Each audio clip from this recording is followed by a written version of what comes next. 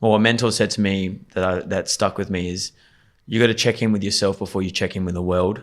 And just been a big believer for the last 4-5 years, every day making sure that I don't check my phone first thing in the morning. Yeah. Just always making sure that I do something for myself, where I check in with see how I am in my mental state. How did yesterday affect me? Where am I at kind of with my energy levels? Do some sort of movement practice just to kind of open up the body and just get some energy flow and feel like I'm in a better place mentally than how I started the day. Start to become a little bit more aware, have a little bit more intent with what I want to do with my day. And then from there, once I feel like I've done that for myself, actually then checking with the world and then going on my phone and then doing whatever I do, checking some highlights or just seeing what's going on in the world with some friends and all of that. And that just reduces anxiety and the chaos that goes on mentally massively. Yeah, man. Yeah, 100%. Yeah, I got a few in my head that actually the right time coming out. Amazing. All right, we're ready to go. Sweet. Welcome to another episode of Going Pro, and today we have Callum Puttergil, who I have had the privilege of meeting this week at the Challenger Playford event in Adelaide, and it's been an absolute pleasure because I've had multiple people tell me about you and said that we're similar in many ways and that we would have a ripper chat, and I'm excited that we actually get to sit down and I've got to get to know you this week. And yeah, dude, it's awesome that we're sitting down. So thanks for coming down. Now, I'll just introduce you a little bit. So professional tennis player, this year alone, you've been basically on the Challenger Tour the whole year. So you've broken apart from the futures and now you're at the Challenger level and focusing more on doubles, if that's correct. Yep.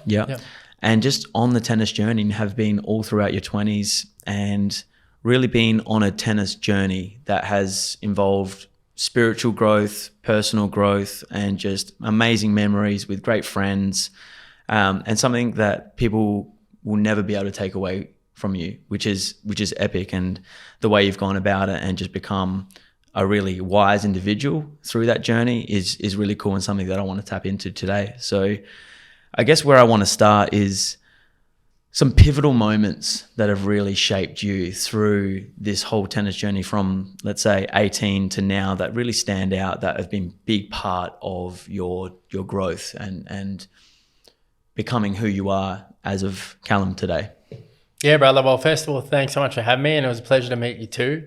And as I said, I've seen a few clips of you chatting to some of the other boys, Tom Fancutt, and really good friends with Ken Kavrak, who you mentioned, and yeah, there's something about long hair and beards and people that are able to, to really embrace individuality in an industry where sometimes people tend to conform, and sometimes it can almost sift out the misfits in a way. The tennis industry can. So I'm stoked that you exist and you're doing this. And it's as you mentioned, this year has been my first year really.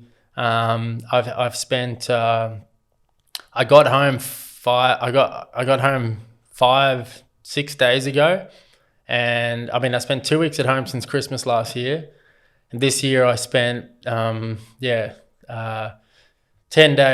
I was on the road for the last 7 months, playing all challenges. I was for the last 26 weeks. I was in a different city every week, and so it was wild, but it was also just an unbelievable experience. And unlike the Futures Tour, the Challenger Tour jumps a lot. So the Futures Tour, you can have a block of tournaments in one area. The Challenger is always moving. You'll never really have two in the same spot. I haven't played two in the same spot this whole year. So there's definitely been a lot of benefits in terms of feeling like an actual pro tennis player when you're playing in front of crowds, and you're getting free hotels and you're getting transport from the airport. And there's been a lot of epic things that have come about. Things that I feel like tennis players should have the privilege of feeling much earlier in their career. Yeah, completely agree. So I kind of took the punt. I've been through, talk about pivotal moments, man. I've been through, it's been a long journey. It's been a long, epic journey, and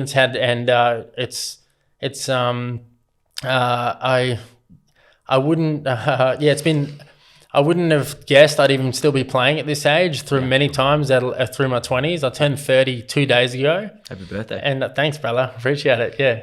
And as you know, being 29, it's a wild time in your life. A lot of reflection, I reckon, when you're reaching that 30 mark. But absolutely. Yeah, I've quit and come back twice in tennis. Once, both times essentially due to just fatigue of being broke for a long period of time. And I'm sure you touched on that we just chatted about that with Tom. Yeah. So it's been a juggle throughout my career or throughout my life since high school of trying to fathom investing like that much energy into something and that much passion into something with no financial reciprocation. I've grinded a lot. I've spent a lot of nights living in my van.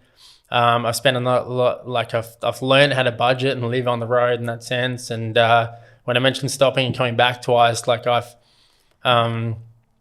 coached on and off throughout my playing career. When I've come home and had long training blocks, I've always coached, and that's also has brought me so much appreciation and like just enhanced my perspective and appreciation when I am on the playing court, or when I do get the opportunity to consider myself to almost be selfish enough to just be a player for that week, because just trying to I feel like even a young player, if they're able to get into coaching young, it can be super beneficial for them, in terms of learning the game. And even if I'm trying to build a hot shots player's forehand for the first time, that's helped me learn what a forehand is as well. Mm-hmm. And then just to be grateful enough to be, my day revolved around trying to become a better tennis player, because often there were so many other factors involved. You speak about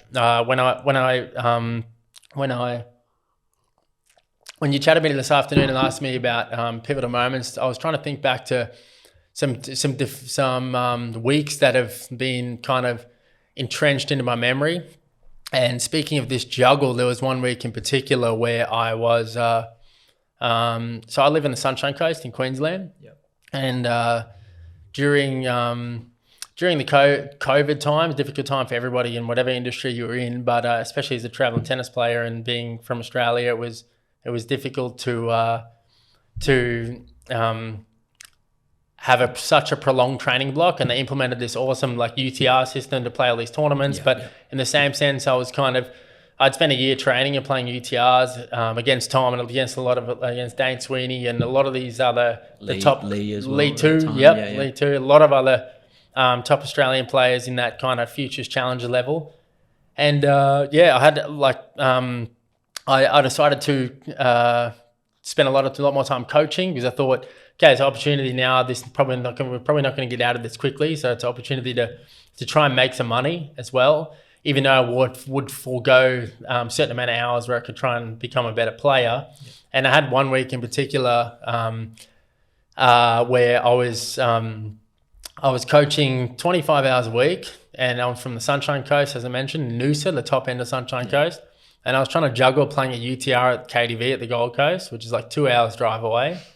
So I had one week where I was playing UTR at the Gold Coast, which is I don't know if you're familiar with the format, a round robin format. I would play minimum 5 matches in the week, or 4 round robin matches, then a playoff match in the semis, depending what number what position you ended up in your group. And I was coaching like 6:40 or 6:30 to 8:15 in the morning in Noosa. I'd drive down to the Gold Coast, play a match, finish the match. Luckily, I was good friends with the guy who was running the tournament, just being in tennis for a while, and he was able to tailor the schedule for me. So I was like second or third on each day. I would tell him exactly which match I need to be. So I'd coach in the morning, drive 2 hours, 2.5 hours, play my match, drive back in the afternoon, coach from 3:15 to 7, sleep in my bed at Noosa and drive back. And I went 25 hours coaching week and played a UTR, lost in the final. I was completely fried by the final, but it was just one of those epic juggling moments where I was trying to burn it at both ends, make it happen, And it's it's definitely not a sport for the faint-hearted at this level. Yeah, just hearing that is crazy. And you would have just been absolutely fried, like you said, but being able to juggle all of that shows you that you can handle so much. which is crazy, and you are stronger than what you think. And that's part of the tennis journey, is actually starting to realize there is so much more to you than what you realize sometimes. And the power of the mind and how far you can go mentally to actually get through it. And obviously it's not something that you want to back up. Like doing that week after week is just brutal. But I want to touch a little bit more on when you had those weeks, or when you had those times when you quit. So you said you quit twice. Today's podcast sponsor is Electric Road Agency, who were formerly 4RT. Now, if you want a team of strategists, designers, producers, creators who drive stories to tell your advertising and marketing needs, these guys are the best in the business. They've been extremely influential for us at ATA. They've driven our media game forward to new levels that we never knew that were possible. And they've done it with countless brands, big, small, it doesn't matter what the size. They just love telling your story. So they specialize in health, wellness, fitness, tourism, construction, and they are just the best in the business in creating adaptive solutions to find how to tell your brand, or how to discover your brand and tell that story. So highly, highly, highly recommend these guys. And if you want to get in touch, please go on electricroad.au or search the Instagram handle Electric Road Agency, and they will answer your email, your call, your DM, and they'll be in touch and they'll be able to tell your story very well. How did you actually start to come back, and what did you reframe to get that love again for the game, where you shifted kind of your perspective and come through on the other side, where tennis was maybe seen from a different lens, and maybe a new appreciation where you could actually keep going and have that love for the sport and just keep doing what you're doing until the age of 30 that you are now? Yeah, I think it came from when you, like anything and like anyone in life, when you're investing a lot of time and effort into something, it seems like you need a return for it to be worth it. And I was struggling to move up the rankings as quickly as I could. Again, it was a factor of I didn't have money to invest in a coach, so that was difficult. I knew I needed the coach really, and I was also at the time had a girlfriend, and it was difficult to justify always being away when you're not making money, you're not really setting up your future, and you try, and the girlfriend I had at the time, I've never dated a girl in tennis. She's so far removed from that environment. So it's really hard to understand. For them to understand why you're putting all this effort into something that you're not, it's not as like you're not gaining qualifications, nor are you making money. And because they're that person close to you, you're probably expressing a lot of frustration about it to them. And I think the recalibration came from, I realized I was okay. Well, maybe with a little bit of maturity and seeing the other side of it and really feeling like I was finished, I realized I was okay to play and invest that time and effort and finish with nothing. And when I mean nothing, I mean no extreme external accolades or no money in the bank. So if again, still, I'm at a career high right now. I'm 166 in the world in doubles.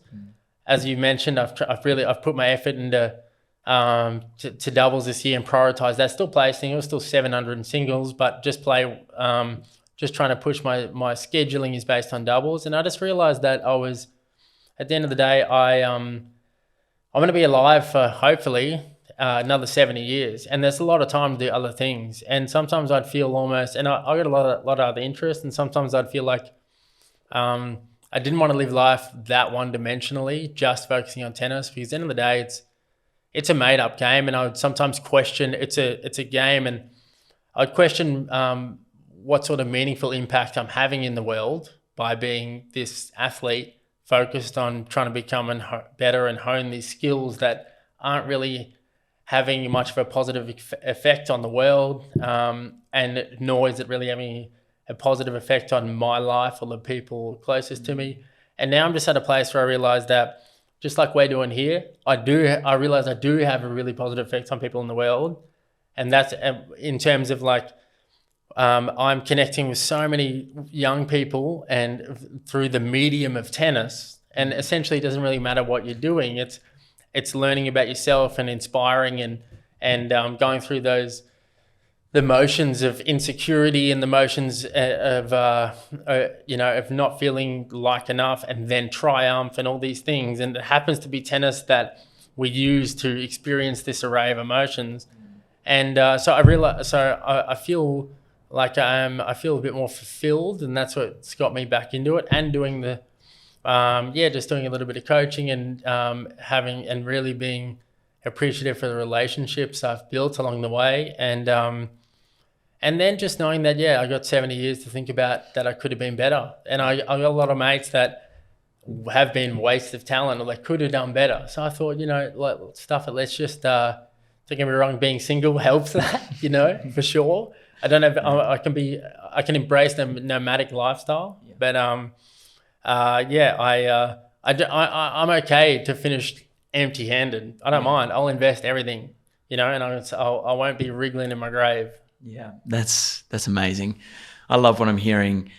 And that shift to actually start to accept that you may not end up with anything, no accolades, no money, and that you're okay with that would have released so much pressure for you just to start to embrace and enjoy it and start to play the long game. Because what you just said is just like, I got 70 years here. It starts to release the pressure of I need to make it by a certain age, because that's what society tells us. I mean, society is really kind of screaming at you that you got to have this by this age, you got to have a house, and then you got to do this and be married by this age. And there is so much pressure, but it's like, who's to say that? Right. Precedents can suffocate you full on, like 100%. And the way you're going about it is just like, I got nothing but respect. And I respect anyone that is completely going about their life the way they want to do it and owning that.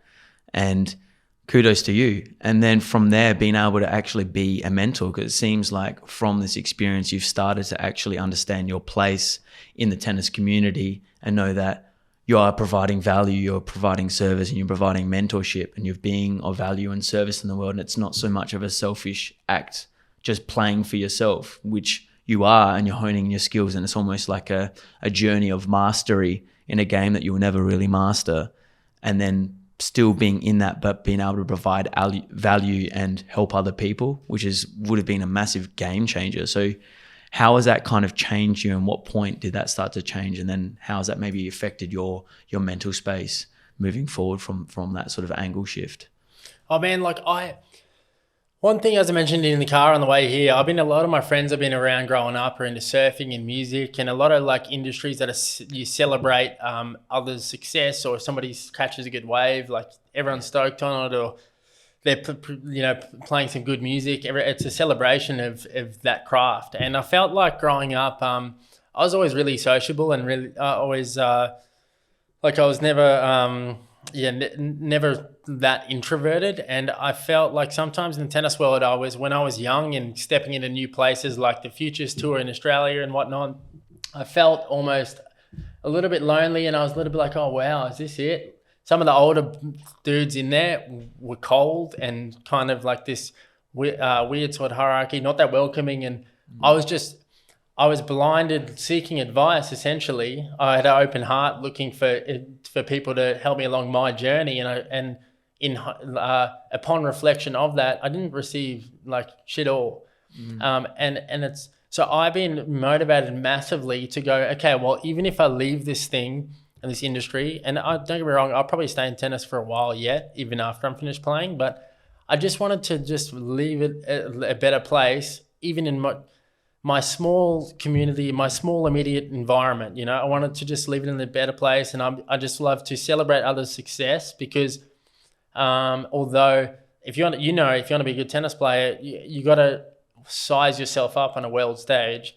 So, and even though jealousy and these sort of emotions are supernatural as a human being, I just wanted to try and move past that and be encouraging and okay, if I'm feeling jealous, that's cool, that's so natural, but recognize that and create an environment where I'll have randoms I created this Instagram page just on the tennis side, have random kids message me, I'll swing them a voice message, try and give them a bit of advice, or people just around me and celebrate my competitors as well, because essentially they're my closest friends, and I'm not trying to them doing worse doesn't mean I'm doing better, because there's a whole lot of players out there, And then my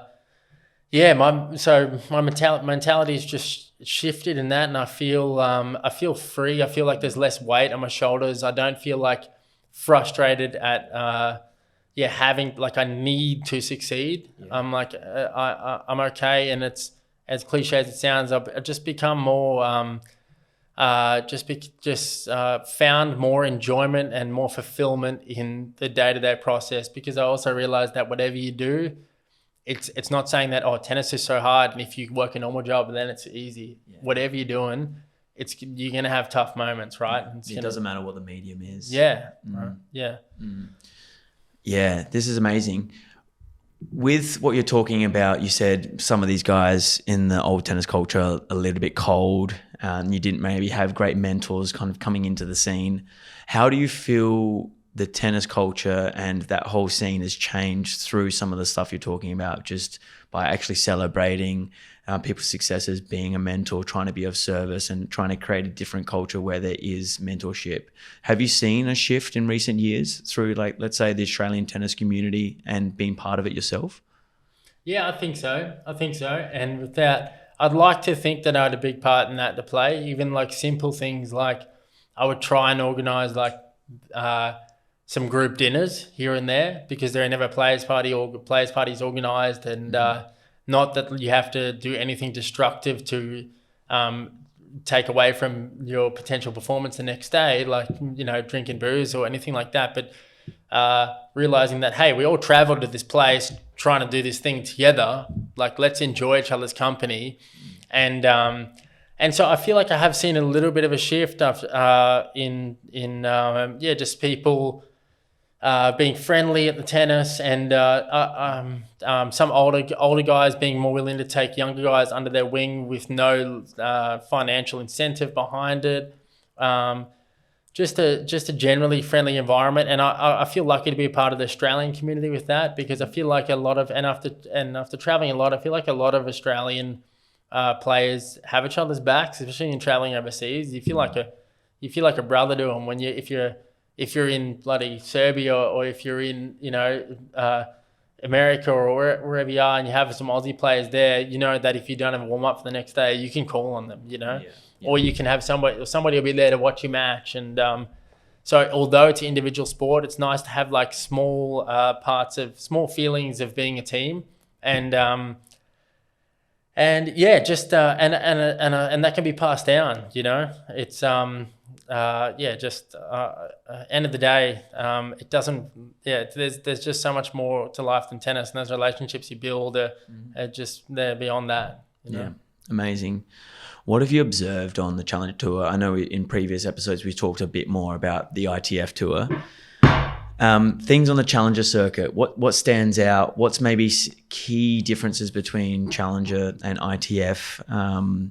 Maybe some memories, some stories that you have from ITF and the Challenger circuit that you've been on.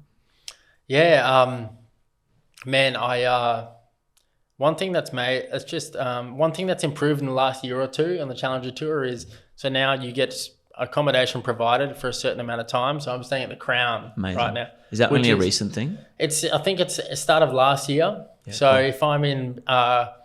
If I'm in main draw doubles, I can get accommodation from Sunday to the day after you lose. Mm-hmm. And if you share with somebody else, so often I'll be sharing with Dane Sweeney this year, we can guarantee the whole week's free accommodation, right? And that's a big thing, because speaking about like, I've just had many hustles in the ITF Tour, man. I've slept. I know Tom mentioned he slept in funny places. I'll give you an example. So the first time I was playing Australian Futures, and this is when I was learning about it, and I was 17 years old, and I was still coaching. I'd already started coaching a little bit to fund this, and I was playing a lot of money tournaments and started to do all right, win some money tournaments, save some cash, and also doing some coaching, and took off on my first Futures tour in Australia. I'm 17 at the time, and I was in Darwin, not where they have the new tennis centre now, but they used to have an old tennis centre. I was still there, right near the casino. I had my dad had helped me out. I'd saved like $2,000, which wasn't enough for 6 tournaments. because they were put at bloody Alice Springs, Cairns, Darwin, Kalgoorlie, like it was expensive to get to, which is kind of insane when you think about like how many epic places there are in Australia and how much more convenient it could be. We had one of these conversations last night with the Tennis Australia crew, which is a really progressive discussion. But anyway, so I was in Darwin, man, and I missed my phone went dead to wake up for my alarm, and I missed my alarm, and I missed my flight to Perth, and I was so shattered, and it was like $200 to change a flight, and I don't know why in hindsight I should have just told my dad, but I didn't want him to think that I was not appreciating what he was giving me or not taking it professionally enough, and I didn't tell him that I'd missed my flight, and instead, and I had a small budget. So that night, me and one of my other friends, Justin Seller, that used to play, that actually Matt Stevens knows, I reckon. Yeah. I spent the night, man. I practiced that afternoon. I locked my bag. I left my bags in the clubhouse, just took what I needed for the evening, and they locked the clubhouse up. And there's 2 rows of 5 courts, and I was on the first row of 5 courts. I ripped a cardboard Australian Pro Tour sign off the fence. I took it onto the middle court, halfway between the end of the second court, and I had a hoodie rolled up for a pillow, and I laid there and tried to sleep on the court, and got like a mild amount of sleep throughout the night. Got bothered by a couple of Aboriginals that were having a crack out the back, and no way. Yeah, and we scuffled onto the golf course nearby. Finished the night's sleep on the first hole's green of the golf course, and then got the next got the flight the next day, and proceeded to get my first ever ATP point the following week, And man, I was trying to make it happen, you know. And in hindsight, I should have said, "Dad, this happened," and he would have gone that sweet. But what a story, though. Yeah, exactly. Now I'm happy it happened, but at the time when I was getting bitten by mozzies and cold, I was not really thinking, "Oh, this would be a cool story," you know. But things like that make me, when I'm down 4-1 in the set and 4-1 the next week, there's just zero chance I'm tapping, and there's barely been a match in my life I've given up. Like and moments like that, and not that, like, I've had the most amazing privileged life ever relative to what some people have experienced in their life, but I just don't take it for granted that I will to do my parents justice for them putting me in that position, or to almost express gratitude for where I am, or having that position. I'll just fight so hard every match, and that's one thing I've always been proud of. And so when I'm having moments like that, there's no chance I'm tapping out. You know, I'm gonna try and be as tough as I can, and I ended up getting my first point, and told my dad about 5 years later, and he said, "You would have loved it." Yeah, he's like, "You idiot! You should have called me. I would have transferred you some money," you know.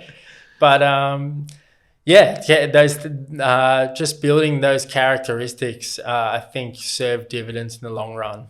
You know? That's amazing. The younger generation could absolutely learn from that. Like the hustle is important to go through, and then you get smarter at the hustle and actually do it more efficiently. But actually starting out with a level of hustle and desire and just making it happen no matter what at a young age is really crucial. And I see like a lot of the younger kids coming through, maybe a little bit more entitled at times, maybe a little bit less grateful, expecting more, but not working as hard and demanding it straight away. So hearing that is just, it's music to my ears.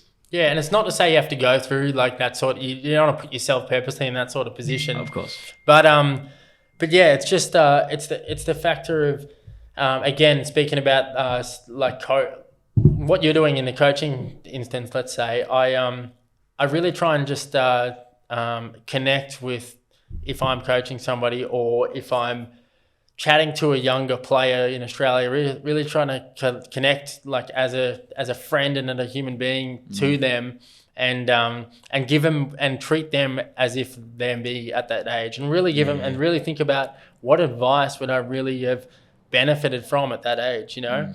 And so even things like Like my parents didn't play tennis. They didn't have a tennis background. They were super supportive to me. But I will say now, if I'm helping out a kid that's 16, I might say, it's actually worth investing more money into maybe spending more time on private lessons, working on your serve. Because in the men's game, long term, that's actually going to benefit you more than just trying to hustle to play as many tournaments as possible right now and worry about your ranking short to midterm, you know? So I'm just trying to pass forward whatever wisdom or whatever experience I've gained on the way.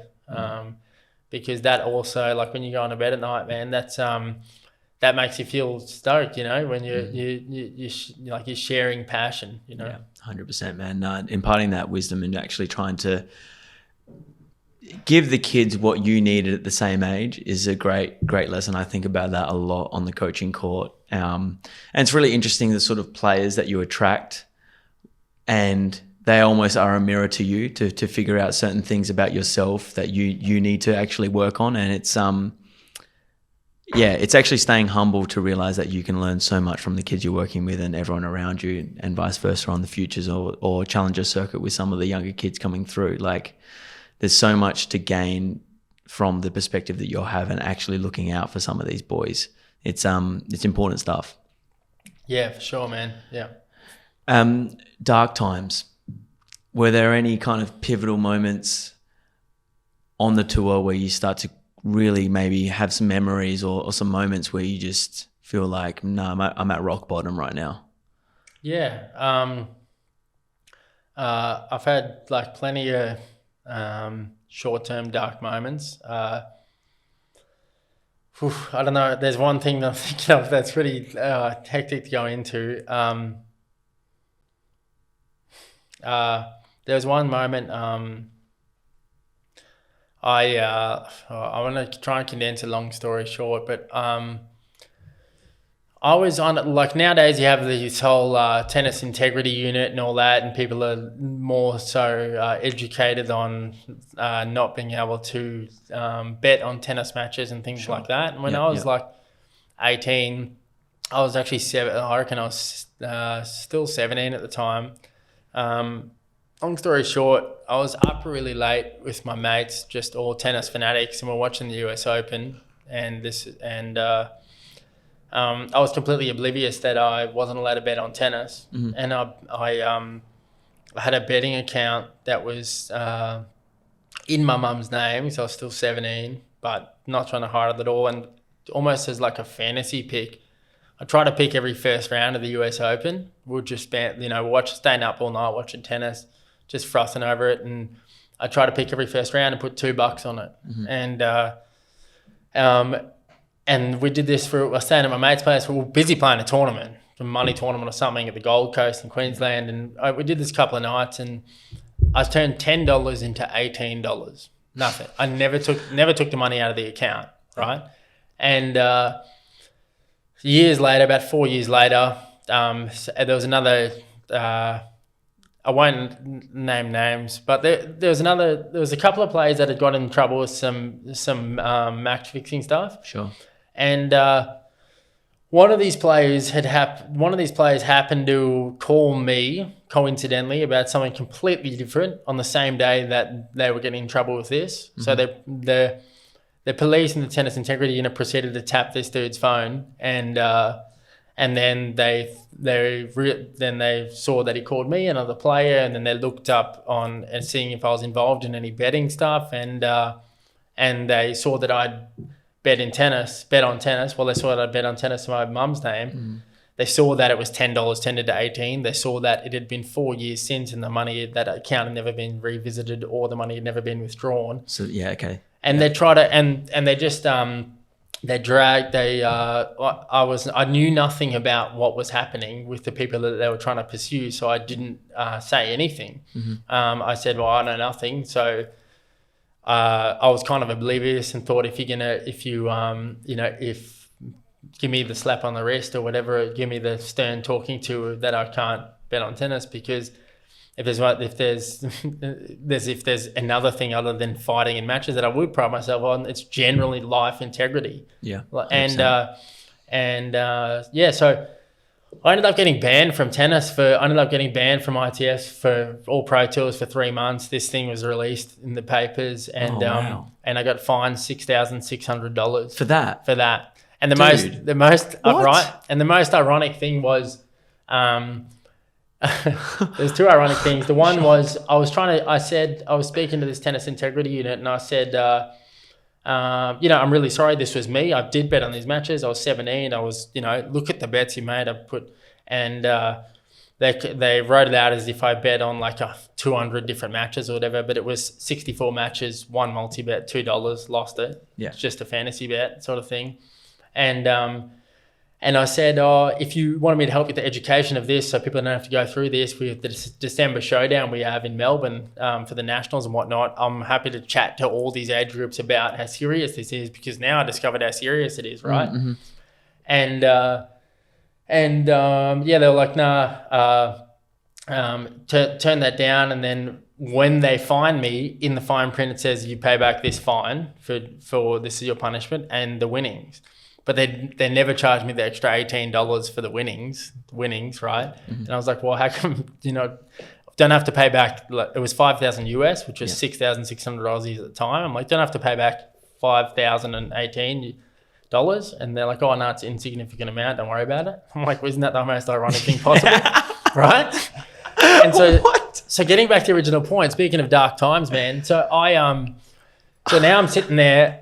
I had my grandmother's old Honda Odyssey, which was it was a soccer mum van that I turned into a van with a bed in the back, and I used to travel and play heaps of money tournaments down the east coast of Australia, eating tuna and rice and staying in this thing and just battling and trying to make money so I could play futures, essentially. And so now I was banned from playing. Now I had this whole like scary defamation, bad reputation factor involved, which I thought, holy crap, this could hinder like any coaching prospects. This could hinder full reputation, something. And so I spent 3 months sleeping in my van, Currumbin Alley on the south side of the Gold Coast in the car park, coaching to make money. I was coaching like 4 to 6 hours a day and trying to train. All my friends are playing the Aussie Futures. I wasn't even allowed there. To train, to coach, to make this money, to pay this fine back. I got to the end of the 3-month ban period, which sucked. So I had moments like I'd be sitting on the beach each night. This is when I first started getting into meditation as well. I'd be sitting on the beach each night, just thinking about that and reflecting. And it was pretty like dark in a way, but it was beautiful because I realized how badly I wanted to be playing tennis, and I got to the end of 3 months, and I didn't save the full amount of the money. And my dad said, "Here we go. Here's the extra I say $4,000 or whatever." He said, "Here's another $2,000. Go and play." He knew my intention was pure throughout. Yeah.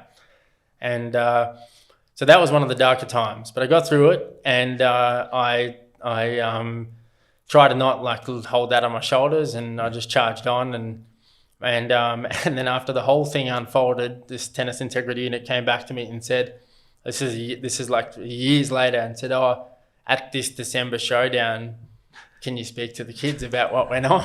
And I was like, I so badly want to help anybody that gets in this unfortunate position, but out of principle, I can't help your organization now. Like, are you kidding? So that was a tough time, but again, it just put things in perspective, and it made me realize that I really enjoyed playing tennis for playing tennis, and I enjoy that feeling of being in matches that have feeling nervous and different things like that, What a story.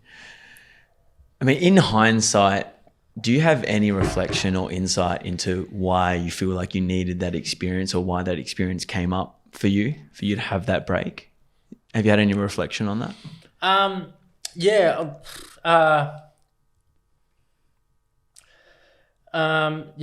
Like I said, it was more so just I realized how like we're all creatures we're all dopamine fiends deep down, and it's about finding really healthy ways to we're like post generations of hunter gatherers, and we're trying to find different ways to fulfill this feeling. And I realized just how stoked I was to receive those thrills through tennis. And then I had another just in one of those other times when I quit and came back. I simultaneously quit and broke up with my girlfriend broke up with me, and I was just struggling for purpose and meaning, and that kind of stripping of identity. And again, it comes back to what we touched on at the start of this. It was almost coming back into the place to realizing that I didn't need like a return to invest in this, and it really became, it sounds super cliche, but it really became more about the journey, you know? And it was not like it was a dogfight for like this. Everyone talks about making it in tennis, right? It's like, you're going to do this and what is making it, you know? Because there's so many levels of that. And then still then it could be even stripped back further. Yeah. Right. And you crack top 100, or you win a grand, you just work your whole life. And I heard briefly Dominic Thiem went through some mental struggles where he'd worked his whole life to win a Grand Slam, and he won a Grand Slam. And then and we take for granted people like Rafa and Novak, and they're just able to produce motivation to just keep doing it. And you think, when you have arrived, people think it's, endless pina coladas and sunsets, and you still have to get up and do something, right? Chop wood, carry water. Exactly. So I realized, like, I'm doing it. This is it. Like, this is your chop wood, carry water. Yeah, it's so important. You talked a little bit about spiritually, your growth and evolution, and then getting into meditation that time. How has that journey unfolded for you? How did that come about? Have you always been open in that way? Is that something that you grew up with? Was there some sort of shift in your 20s where you started to become maybe more self-aware in this way? How did that unfold, and then how has that helped you evolve being a human in the tennis space? Yeah, I guess it became, one thing that led me into meditation was hitting heaps of double faults under pressure, because I'd shit my pants.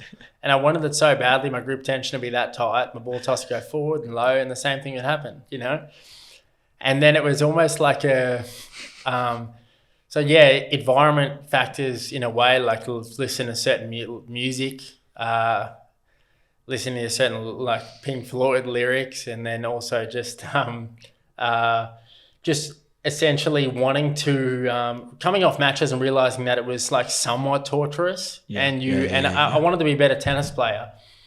And so you trying to implement certain tools to become a better tennis player ended up actually trickling into the rest of my life. And this is what prompted me to get into meditation. So I wanted to understand when there were thoughts at big moments about fear, you could hit, like, if I could crush this backhand cross in training, just crush it, no hesitation. My hands are loose, my arms are loose, and then at a big moment you can't do it because I'm squeezing the racket, or I'm almost like, I'll be playing a match, and if somebody came and said, "Here's a dotted line, sign here, and the match is over, and you win it, and you've won it," I'd take it. And then I realized, isn't the whole point about playing to actually play that match? So it was almost like tennis prompted that to seep into other areas, because I was trying to understand how to manage that internal dialogue, and that internal dialogue about feeling like I needed to prove to all these external sources, feeling like I needed to achieve a certain ranking. You always feel like you needed to grab the dangling carrot to be enough, and so I started to and so I met a small amount. So there's a couple of like old school spiritual gurus, like a guy called Ram Dass. I don't know if you ever heard of Ram Dass. And I read Sadhguru, a book in engineering, and Sam Harris, and a lot of these different people that I started to delve into initially for that, to learn more about myself in tennis. I learned that I didn't have to, I just learned how natural these thoughts were about not being enough, and about feeling insecure, about feeling scared of failing. And I just, so wanting to succeed put me like in that tangent of understanding just that internal dialogue and understanding spirituality further. And then I realized I didn't have to fight these thoughts and I could actually just notice them, you know? And essentially what you're doing through meditation is you're not trying to direct your focus. You can meditate on the breath, or you can meditate even on just listening to, you know, surrounding noises, or you can have an anchor like that. But it's not a case of like, oh shit, I'm feeling like don't double fall, right? So like, and you think don't double fall, don't, and you're trying to push it away. And the more you try to push it away, the lower your ball toss gets, the more forward it gets, or whatever shot it is, that might crumble under pressure or something like that. So it was almost, this is where I'm thankful for tennis, because it prompted me to inquire further, right? And then in any life instance, I can use those tools that I've learned under pressure. And even nowadays, man, 3 days ago, I was playing a young kid. It was like, I'm just turned 30 the day before, and I'm like, you know, in this battle with this kid. And even now, I notice I have thoughts of, you know what, I wonder what people think of me, and then I notice the ego go, well, don't worry, man, you only focus on doubles, doesn't matter, you know. I'm just not watching these voices, and and now I can realize that I'm not those voices, you know. Like I am the awareness that sits behind them. You're the observer. Yeah, I'm the observer. Yeah, that's really powerful stuff that I think a lot of people are too scared to go on that journey to actually inquire and look at that. But that is where the liberation lies. And what you're doing there, I feel like, is just setting a path for so much peace in your life moving forward.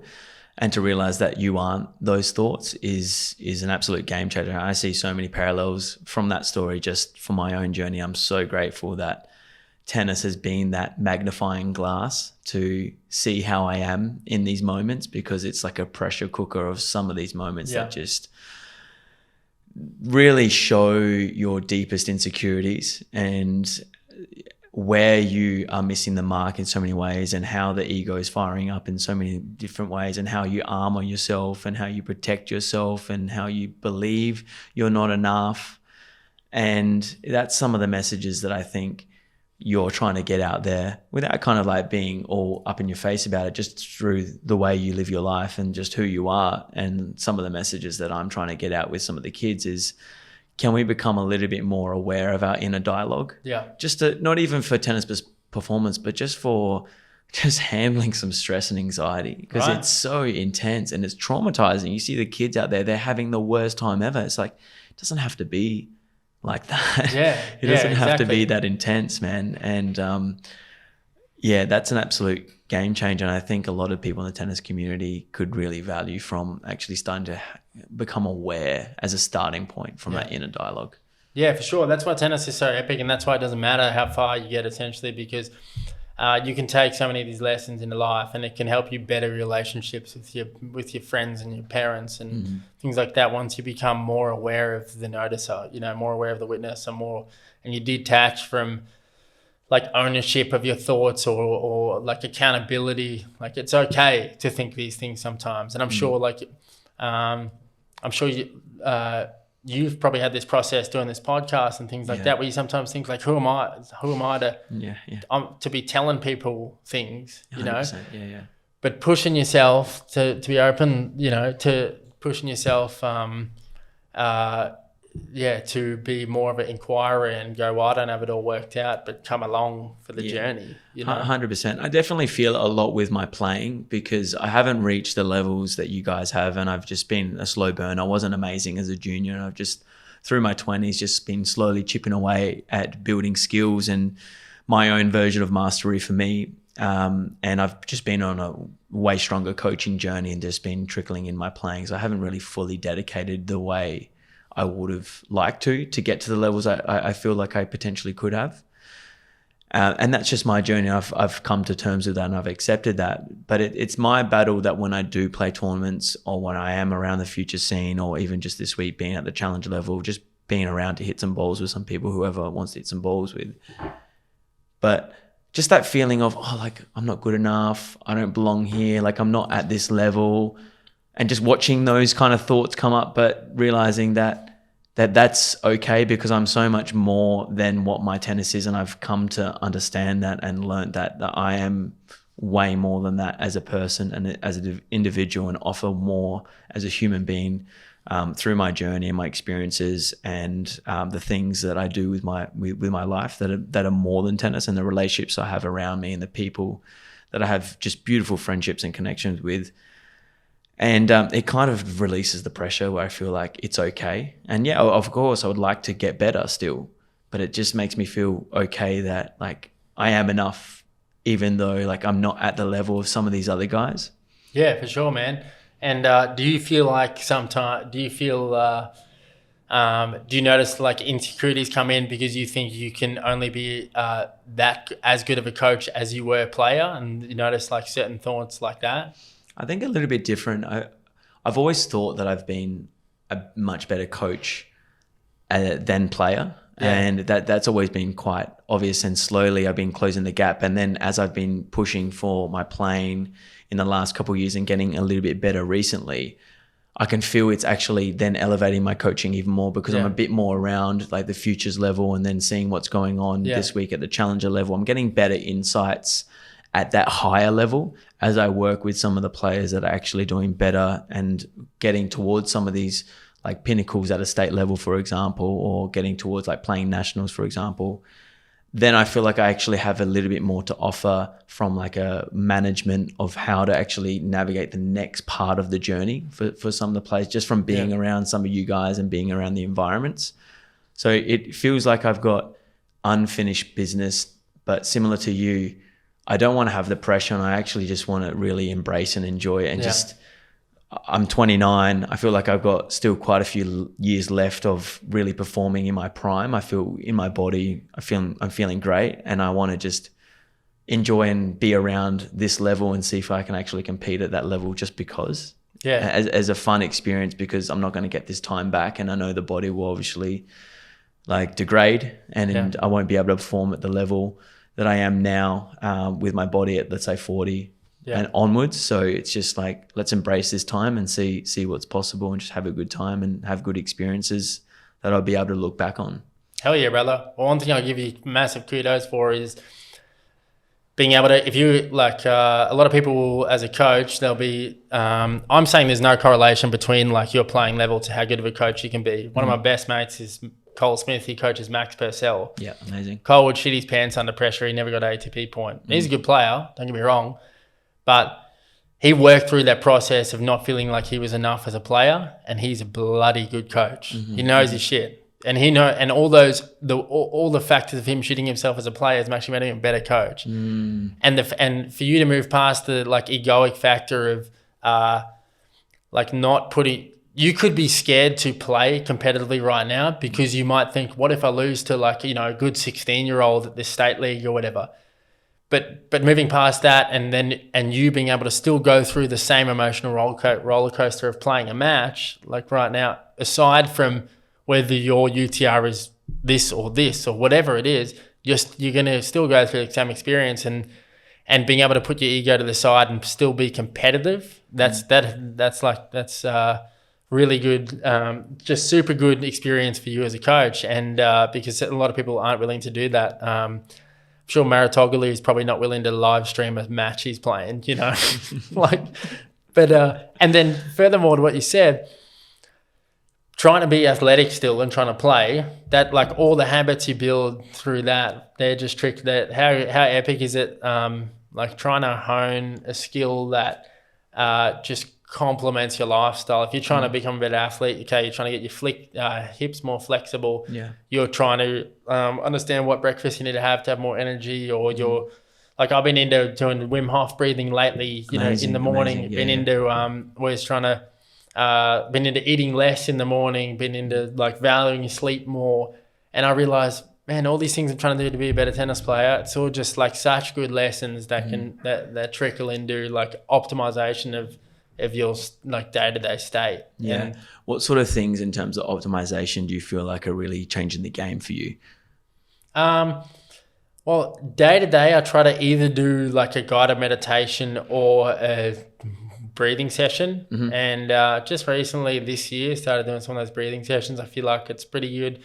I feel like we don't have much in terms of the like emotional stillness. I feel like we don't have, we're just so often stimulated. Yeah.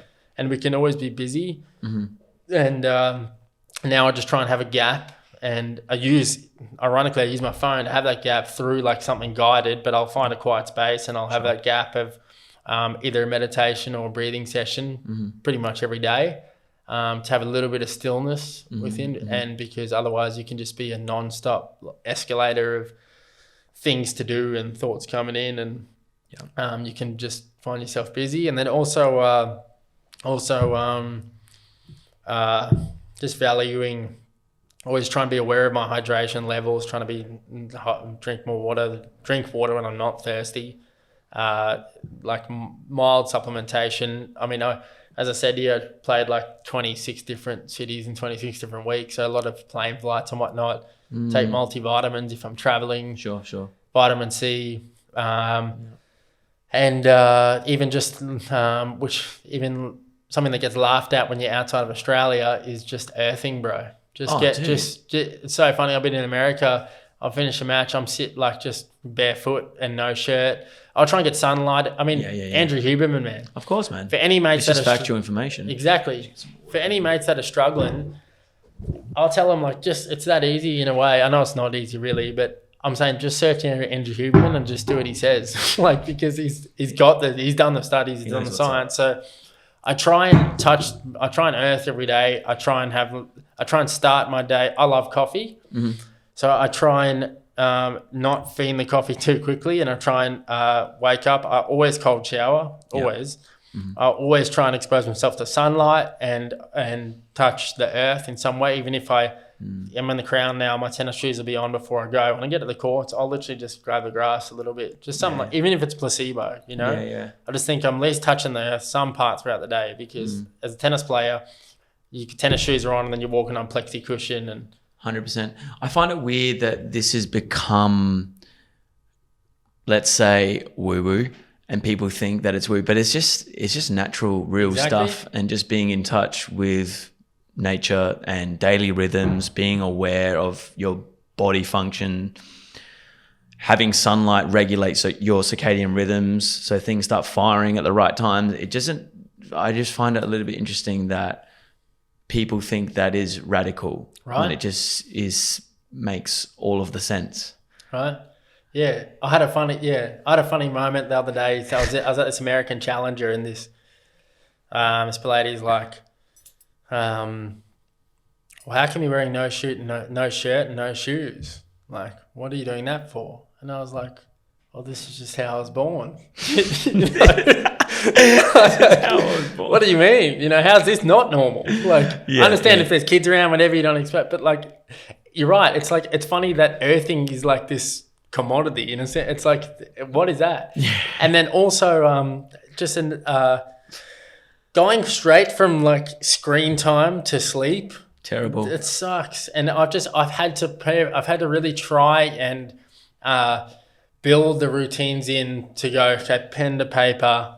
Yep. Like it just a little bit of writing, and you just don't realize how much those small things can send to you. Yeah. And that can make you more comfortable being that observer and not just being the reactor, you know. And then reading just before bed, just not having that blue light. Just, okay, fair enough, on Instagram, do something like that, watching highlights on YouTube, and they go, okay, well, I'm not going to go straight from that to bed. Also, I'll always put my phone on airplane mode. Yes. I figured like 8 hours a day, even if the radiation or whatever signals coming in and out aren't bad for me, I just won't take that risk unless I have my little brother's out in the town or something and I feel like maybe I want to be in contact, then I might leave it on. But 98% of the time, that's off. And just having a little bit of stillness in the morning and before bed, I feel like that can pay big dividends, you know?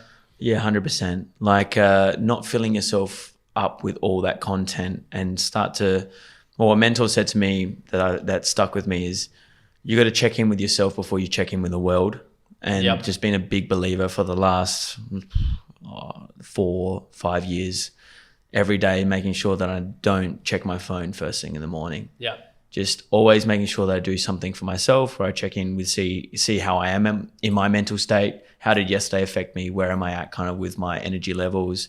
Do some sort of movement practice just to kind of open up the body and just get some energy flow and feel like I'm in a better place mentally than how I started the day. Start to become a little bit more aware, have a little bit more intent with what I want to do with my day. And then from there, once I feel like I've done that for myself, actually then checking with the world and then going on my phone and then doing whatever I do, checking some highlights or just seeing what's going on in the world with some friends and all of that.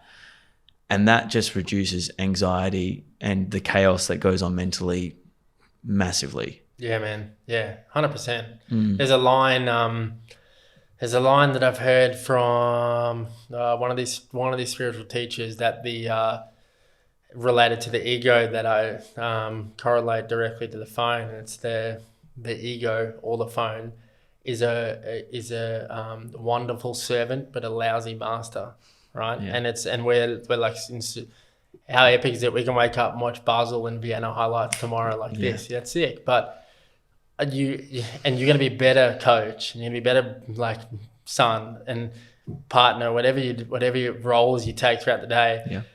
And you're just going to be more in touch with yourself when you're just making space, right? Just making a little bit of space between, doing, you know? And, we're fortunate to, the ironic thing is I've learned a lot of this, yes, from books, but I've learned a lot of this from YouTube, from discovering these gurus that have even passed, you know? It's an amazing tool. It's an amazing tool, man. Yeah. But again, it's just how you use it. Yeah. Your podcast. Yeah. So I want to dive in. I've listened to a few of your episodes. I think it's sick what you're doing. The fact that you travel with your gear and get to interview a bunch of the guys on the tour and just share perspective and your wisdom and just get to know people and what's going on with their journeys is super eye-opening and also like really important for a lot of the younger generation coming through. So was there any particular reason or what made you maybe start that podcast and how has it been and what's changed for you on having a podcast? Well, Dylan mentioned at the start, he kind of asked, why are you doing it? And I've thought of that a few times. I had people ask me that a few times. And I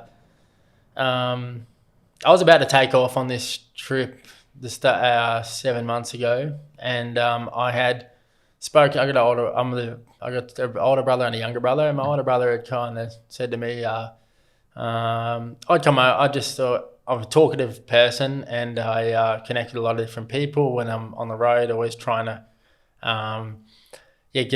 just hear people's stories and methods as we're doing right now. And I kind of thought in and amongst like the chaotic podcast world and how much that's growing and my motivation was less so, I mean, you can see this blaringly, obviously, from how unprofessionally I've started in a sense of like, I haven't even been traveling with a laptop, man, until now. I just bought a laptop from my 30th.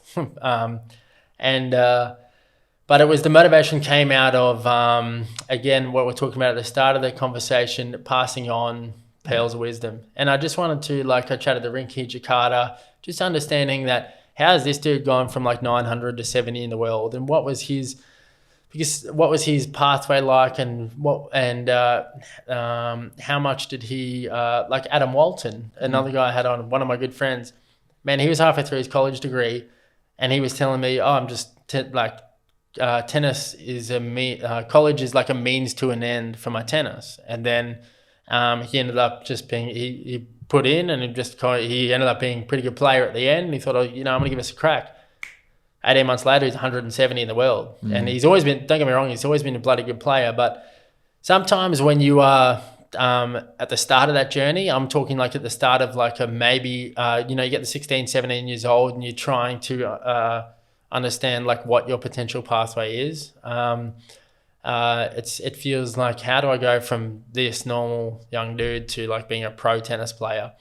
And so my motivation came from trying to share right now, just trying to share other people's pathways so it can feel very within reach for those listening. And so far so I'll go to different tournaments and try and figure out who's going to be a good chat, or who's going to be interesting, or whose story I want to hear. And so far I've kind of unintentionally been doing a lot of Australian challenger players because I also have a motivation to grow the sport internally outside of January. I mean, domestically grow it outside of January. So I feel like it's kind of crazy when I can be coaching kids and they don't know who Mark Polmans is. They don't know Adam Walton, Dane Sweeney. They don't know who, maybe they know James Duckworth, whatever. But so just trying to bring a bit more awareness to that space of players as well, some motivation, which seems to be done a bit better in America. A lot of these tournaments having like commentators for the challenges and there's a bit more exposure. So that's part of the motivation. And then also, how unique is this, right? If for you and I to sit down with no distractions and chat for an hour, like that doesn't happen that often. I'd be going, oh dude, like, you know, I'm trying to tune this chick or do something. I get distracted, right?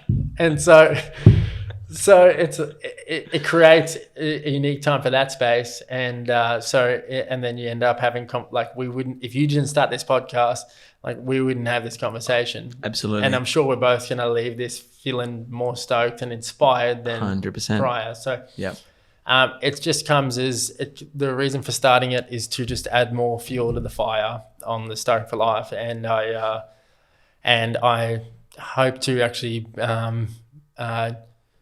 be much bigger and better with it. And just want to get a bit more organized with like what you guys are doing here. I need to get just better with understanding how to manage the equipment and all that. But I'm going to keep doing it. And I've already got 2 that I haven't released that I've recorded.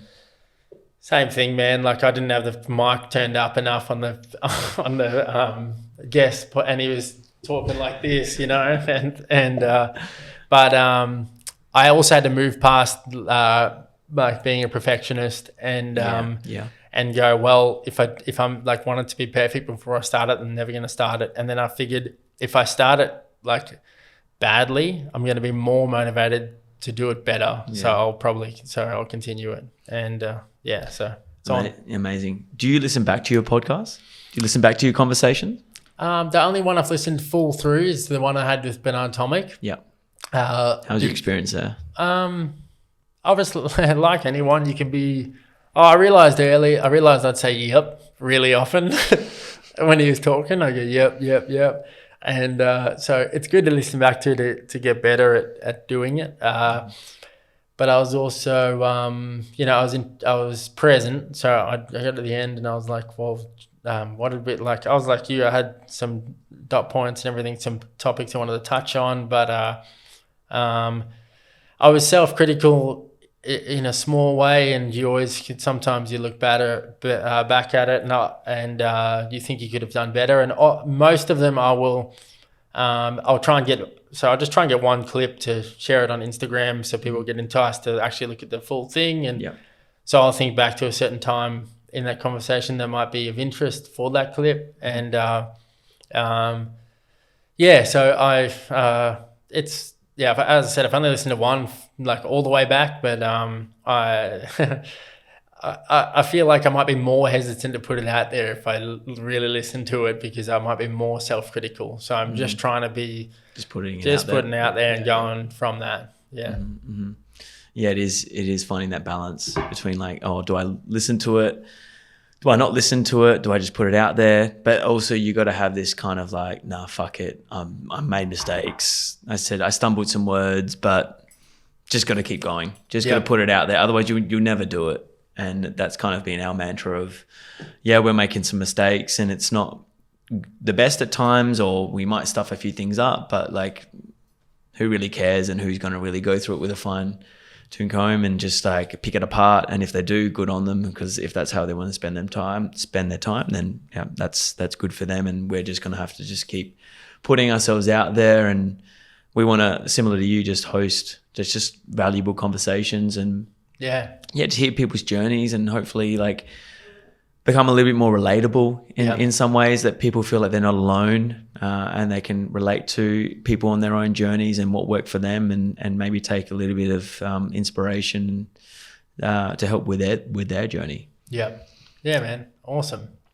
Anything that's changed for you from having a podcast, for you as an individual, as a communicator, relationships, anything in general? Just one small thing. It's probably prompted me to be a bit of a better listener. You know, I think we can all get stuck sometimes in formulating our response as we're listening to people. So it's made me notice that. And so I feel like I've taken that away to just general conversation sometimes. I'm not trying to think about what I'm going to say next, and really try and listen. So that's been a positive. And yeah, which just trickles into just being present and being patient as well. Also just adds to, I like doing things that make me feel insecure, because then it makes me move through that and process it, and I'll write down, like I was writing down like why I was feeling like blockages about starting the thing, and because and then I might say, I feel like, who am I to be doing this, because I'm just a rookie in a way, it's just about so it's helped me being comfortable with being more vulnerable, because on a day-to-day basis I'm pretty comfortable with it, but so it's definitely has a positive effect on my everyday life outside of it. The listening one's a game changer, because then you can start to actually just provide natural responses to what people have said, because you're actually intently listening, and then there's no thinking about what I'm going to say. It just emerges quite easily and naturally, and it's not forced. And that's when you can actually have quite genuine conversations with people, where it maybe goes to places where you wouldn't expect, and people feel maybe a little bit more comfortable to open up and share something about themselves, because they feel like that space is being reciprocated, and you're not kind of like just maybe filling space with yeps and ums, and in your head you're already thinking about what you want to say, but you're not actually listening to what someone says, and someone picks up on that, and then they're not maybe as open to share something. So I think that is a really positive change. Epic, man. What about you? Have you felt the similarities? Similarities. Definitely less anxiety in just general chit chat. Like just there's at times on certain days just a level of anxiety of just navigating the world and having just general chit chat, and me maybe wanting to just keep to myself and just navigating just normal conversations, or just conversations with people when you just interact with people at the shops or at a cafe, for example. Felt like those sort of conversations are maybe coming a little bit more naturally. Not that they weren't before, but it just feels like it's maybe flowing with a little bit more ease. And definitely resonate with the listening. Yeah, nice, man. I saw you chatting to Taro Daniel today. And I was literally, when I was walking past you talking to him, I was thinking, I bet you doing this podcast has helped him be more comfortable about, like, just, for instance, going up to somebody like him. I don't know if you knew him before, but I presume not. Do you know him? Really interesting story. I don't know him at all, but weirdest thing, in 2017, when I was in Germany, I was playing club tennis over there and coaching at a club, but I actually used that experience to go travel and do a whole bunch of movement workshops to learn from some mentors. One guy that I learned from is called Ido Portal from Israel, and he became famous from training Conor McGregor in his prime in his fight camps. So he would come in and give him like a movement kind of priming in the weeks before some of his biggest fights, when Conor was just absolutely mopping up in the UFC. So then Ido became this big figure, and this movement culture around understanding your body from a movement perspective, rather than being like, I'm a tennis player, I play tennis. It's more like an overall generalistic approach to being a good mover, and that might encompass many different things in one. Now, I had a workshop in Amsterdam, and after the workshop, I didn't really have anywhere to stay, and I actually stayed with Taro Daniel's dad. No way. How'd that come about? Just, he was in the workshop too. Yeah. He was into it. Dude, and I had dinner with him, and we spoke all about Tara's journey and their family and growing up, where they grew up, and just everything they went through, and where Tara was at that point, because that was like 7 years ago, around about. And just staying at his house, and then I was on my way, and that was kind of how I knew about Taro, but never actually met him. So then when I saw him at the Challenger this week, that's how I introduced myself. No way. That's so I was just telling you about this story about how I hung out with his dad, Paul, and this and that, because I know Taro got into the movement stuff as well, and working with Ido, which he's quite an interesting guy from just really being open in many different ways, from a movement perspective and a life perspective and personal growth perspective. So yeah, that was kind of like the catalyst to just put myself out there to have the chat. But similar to you, I try to do things that make me feel uncomfortable. Yeah. And obviously there's a level of anxiety of like, who am I to talk to some of these people sometimes? But it's like, I just want to put myself out there to have a chat, introduce myself. If nothing comes of it, then, or that's not even the intent. Sometimes I just want to put myself out there. Right. And, just face a little bit of fear and insecurity around that. So I feel maybe a little bit more comfortable just to kind of crack on in the world. So that was kind of like the initiation from Taro. And then today we just had like a really good chat. And it all stemmed off just like a really just warm, good chat that I had from meeting his dad and hanging out with his dad in Amsterdam, which is, just a really buzzed out random story. Yeah, classic, dude.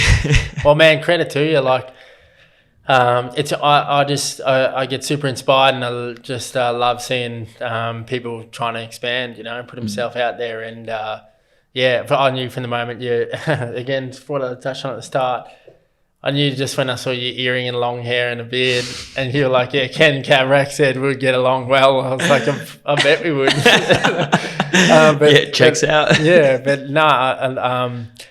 good on you, dude, for doing it. And I'm gonna like see heaps of inspiration from this as well to try and do better in what I'm doing and keep doing it. Yeah, mad respect to you, man, and absolute parallels to you and what you're doing.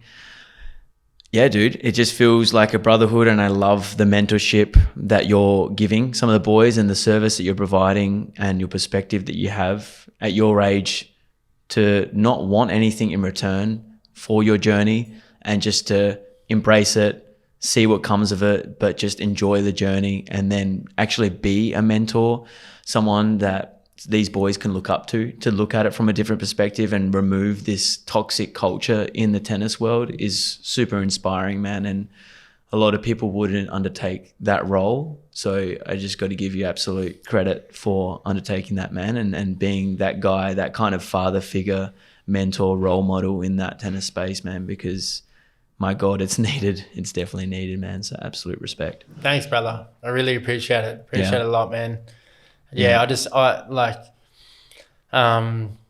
I've expressed to like somebody like Ken Gavrak, there's nothing more fulfilling than just being honest to yourself and being willing to be vulnerable and being willing to in a competitive environment, just being willing to like have an open heart, and encourage others and just see beyond like the constraints of, ATP rankings and things like that. So it keeps, let's keep spreading it. Keep spreading it, man. All that stoke. Lots of love, man. Appreciate you coming on tonight. Thanks, brother. You're a legend. Cheers, Luke. Cheers, brother. Thanks for having me.